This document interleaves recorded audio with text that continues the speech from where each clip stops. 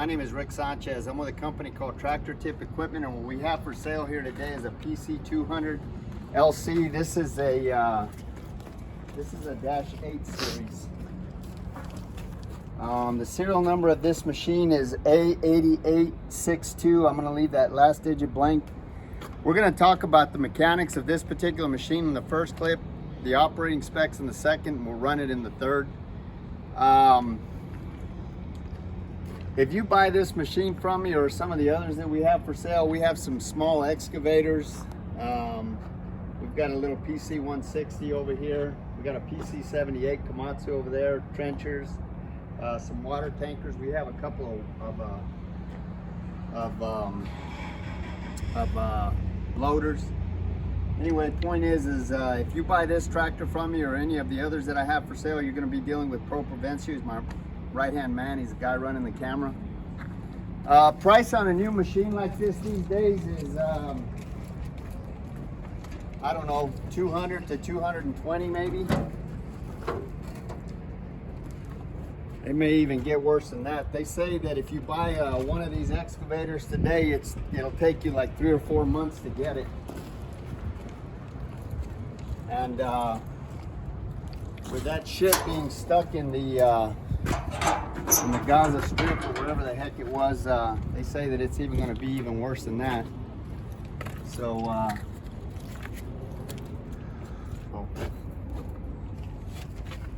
anyway, the weight of this machine is 47,260 pounds. I got to get a measuring tape. I forgot to get the widest point. Okay, so the widest point are these tracks right here, the outside of the tracks. I forgot that when I was measuring the machine. It's 10 foot 5 inches. The highest point is the top of that cab right there at 10 foot. This is whenever it's all tucked in into transport profile. The length of this machine is 19.5 feet from the end of that counterweight to the end of this knuckle when this machine is in transport profile. As far as the history of this unit goes, this machine, like almost every machine we purchase, is an original owner Dallas, Texas machine. I say that because this is a rust-free machine. I mean, you can see where the paint's flicked off and the rainwater's gotten to it, but it in no way, shape, or form is a rust-pervasive machine. I was trying to read that there. It says PC200. I thought it said PC2000, which is impossible, but anyway. So we're far enough south. I mean, we're 300 miles from the ocean, and we're far enough south that the only salt we see is the salt on our kitchen tables, and we try to avoid that because both Uncle Pro and I have high blood pressure, so we try to stay away from that. Just about every machine we purchase comes from one of about 30 different contractors, large contractors or municipalities that we deal with here in the Metroplex. This particular excavator came from a guy that I've done a lot of business with over the last 25-30 years. He's got an excellent maintenance program. I've bought stuff from him. He's bought stuff from us. He's got a really good maintenance program that rivals one of the best I've seen. We, as well as our customers, have been happy with all the machines we purchased from this guy, and it should be said that before I purchase any machine, my mechanics thoroughly inspect it, and then I personally go out and I inspect it, you know, before we write a check. So I have 2 guys that go out and inspect the machine. They say everything's okay. Pro goes out and he looks at it, and if he says that if he says everything is okay, then I personally go out and inspect it. That's kind of the way it generally works. As far as options go, this machine has got an enclosed cab. The AC on that machine blows ice cold. Heater works just fine. This is equipped with a thumb. This is a stiff arm thumb.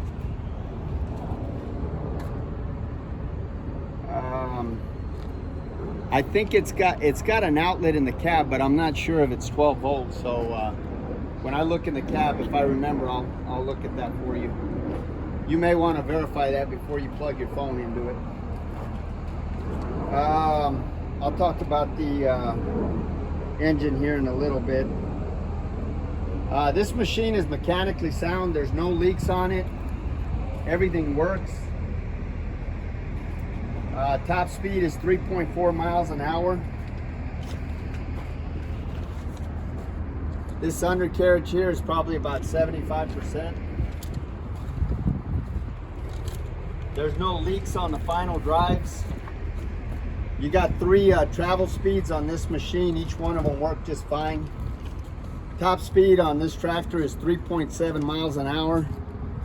So you can rest assured you're not going to get pulled over and get a speeding ticket when you go pick your girlfriend up. These, like I say, these final drives have got plenty of power. I mean, they'll counter rotate no problem. That's one of the ways that I check a machine to make sure that the final drives, because if you got one track going one way and the other track going the other way, that's a lot of strain on those travel motors, and that's a quick acid test to tell you whether or not your travel motors are pulling like they should. Everything on this, again, everything on this machine works. The lights all work. This is a high intensity lamp up there.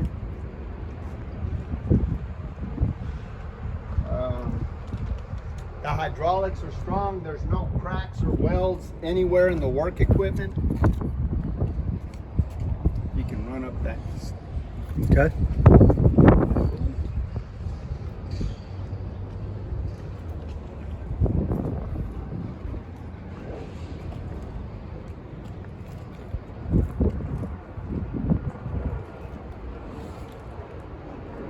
There's no deflection or any kind of problems in this turntable or this Rotex. All of these pins and bushings are relatively tight. This bucket right here, this is a 42-inch bucket, but with those side cutters, the bite of this bucket is actually a 48-inch bite.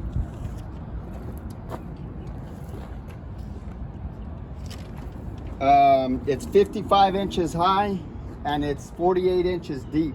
This thumb right here is 8 inches wide and 55 inches long.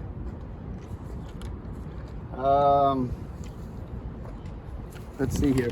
That's probably about 1.5 yards to 1.75 yards bucket heaped. When you say, Pro? Yeah, I would say it.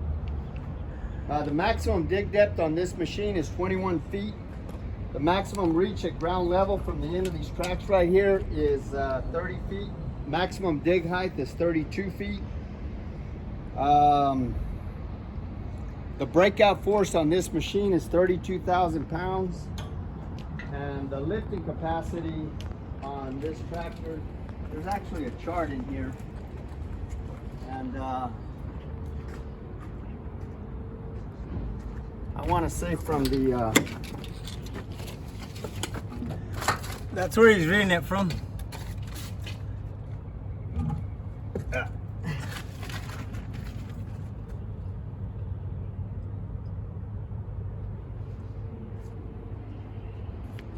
From the front of the machine at 10 foot down, just to give you an idea of the power of this tractor, it's 35,000 pounds according to this chart right here. Oh, here's another neat thing about this machine. These steps right here, one of the things that annoys me with Komatsu is they make little steps.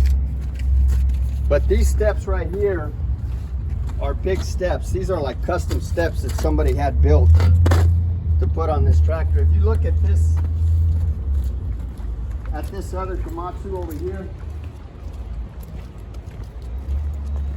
you know, when you go to get in the machine, your leg is like hitting this step, you know what I mean? So those steps right here, they're big and they're comfortable.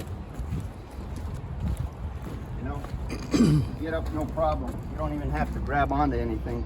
Those other steps, you're way in there and it's hard to get up. So, and he also made a point about it's past the it's chest. within. within the tracks. It's within the track. So whoever built these did a damn good job. My compliments, because that's one of the annoying things with Komatsu excavators are the steps. So kudos to whoever did that. Bro, what else you got? I don't know. That's about it. You got it covered. Oh, the shoe width here. These are 31.5-inch pads. Those are the widest pads available. There's 12 foot of track on the ground. That's why they call this a long carriage machine. It's got a longer than standard carriage. You'll say, well, what's the big deal of that? Well, it helps for the stability of the machine. It's more comfortable after running it all day, and it increases your lifting capacity, and it's just a good idea. So I guess what else, bro? I think you got it covered, man. All right, we're gonna lift this bucket right here. This bucket is I don't know, probably weighs about 4,000 pounds. I'm not sure, but this bucket is heavier than any amount of dirt that you'll put in that excavator bucket. Absolutely. So we're gonna play with this. We'll pick it up with that thumb and stuff. So that's about it. Also, this thumb right here, if you take that pin out and this pin out right here, this thumb literally folds up on that hinge point right there, and it folds up. Then you drive the pin in to hold the thumb up, so it folds completely out of your way when you're digging. I forgot to mention that. So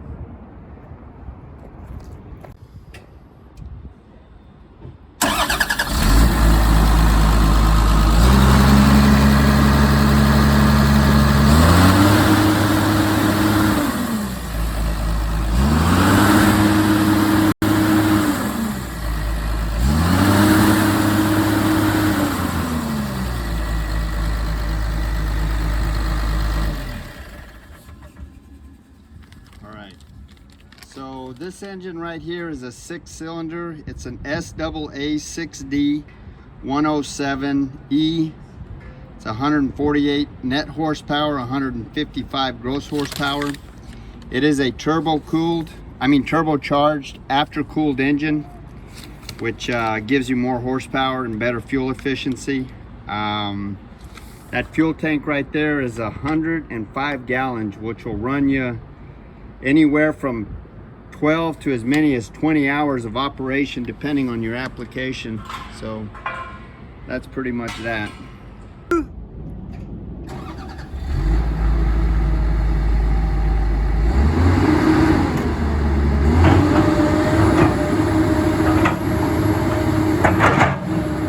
He had teeth in that other bucket. He kept in this bucket he had throwing out, so we're gonna do it all over again.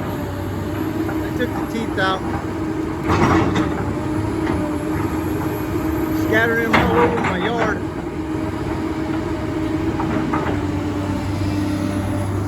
Oops, sorry.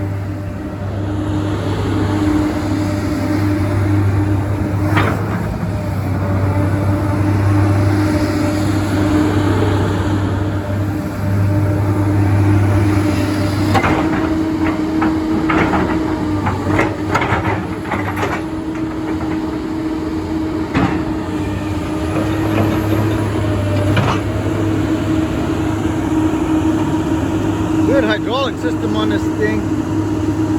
Very strong, very strong.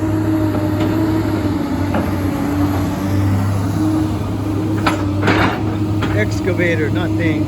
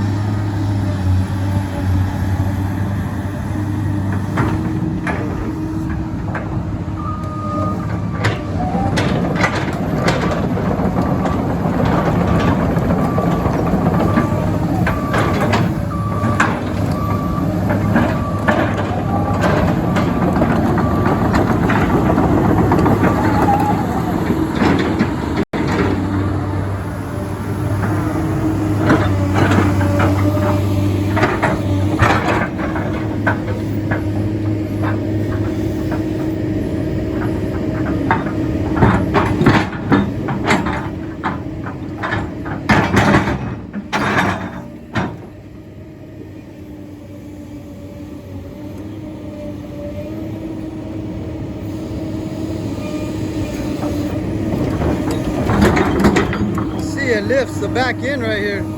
That weight. Out that way. Oh, now he's dropping it.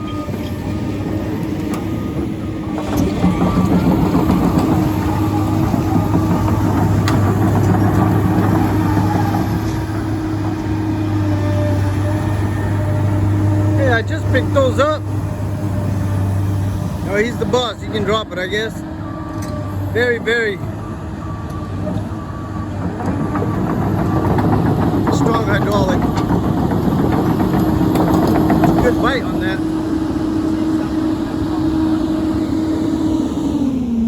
This bucket right there probably weighs about 4,000 pounds. It's a severe duty Hensley dirt bucket. It's a 54-inch dirt bucket.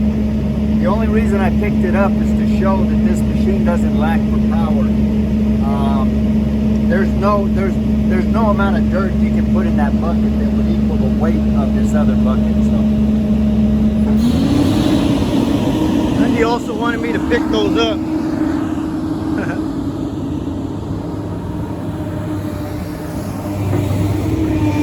Yes, that is a very heavy. Whoa.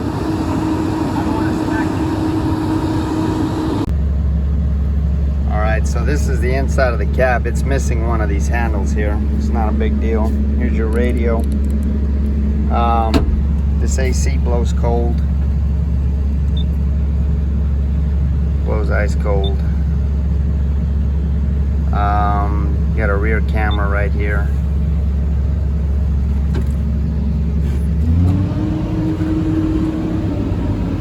Here's your seat. There's your idle. That may actually be the original seat. I'm not 100% positive of that. Here's your lift chart here. It says maximum lifting capacity 10 foot is 29,000 pounds. That's over the side. Over the front, it's 35,000 pounds. So anyway, it's a good tractor. Here's your idle. Swing lock. Lights. Lights all work.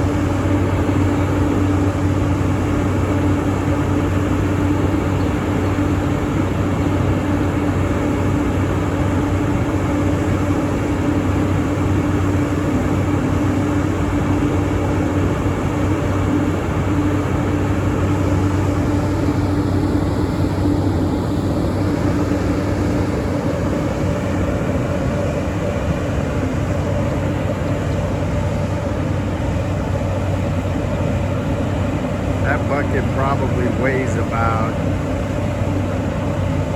I'd say about 6,000 to 7,000 pounds. And it's not very much weight for that excavator, but bring it down, pro.